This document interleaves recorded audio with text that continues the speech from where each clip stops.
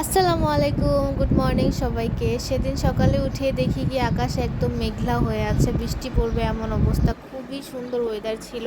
So আমি হুট করেই ভাবি যে আমরা ভুনা খিচুড়ি রান্না করি। এই মুগ ডাল ভেজে নিয়েছিলাম আর ভিজিয়ে রাখা ডালের সাথে মিক্স করে দিয়েছিলাম। আর খিচুড়িতে মটরশুঁটি অনেক মজা লাগে, তাই মটরশুঁটি সিদ্ধ করে নিচ্ছিলাম। তো তেল দিয়ে গরম মশলা, এলাচ আর দারচিনি, তেজপাতা দিয়ে পেঁয়াজ দিয়ে ভেজে নিয়েছিলাম। সুন্দর করে ভেজে এখানে চাল আর ডালের মিশ্রণটা মিক্স করে নিয়েছিলাম।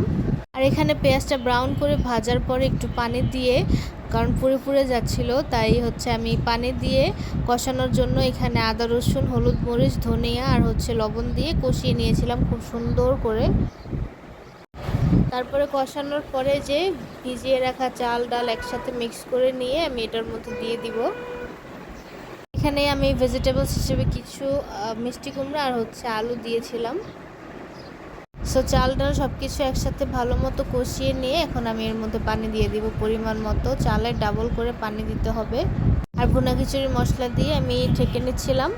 এখানে আমার হাজব্যান্ড খিচুড়ির অপেক্ষা করছে, সে বিস্কুট খাচ্ছে আর অপেক্ষা করছে। আর এখানে আমি শুটকির ভর্তা বানানোর জন্য প্রিপেয়ার করে নিয়েছি। আর এখানে আমি মটরশুঁটিগুলো দিয়ে দিয়েছি, টমেটো, কাঁচামরিচ সব কিছু দিয়ে আবার ঢেকে রাখবো।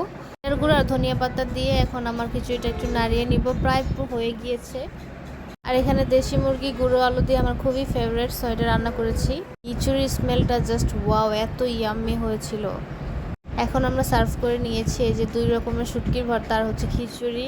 আর বারান্দায় বৃষ্টি বৃষ্টি ওয়েদারে খেতে এত মজা লাগছিল।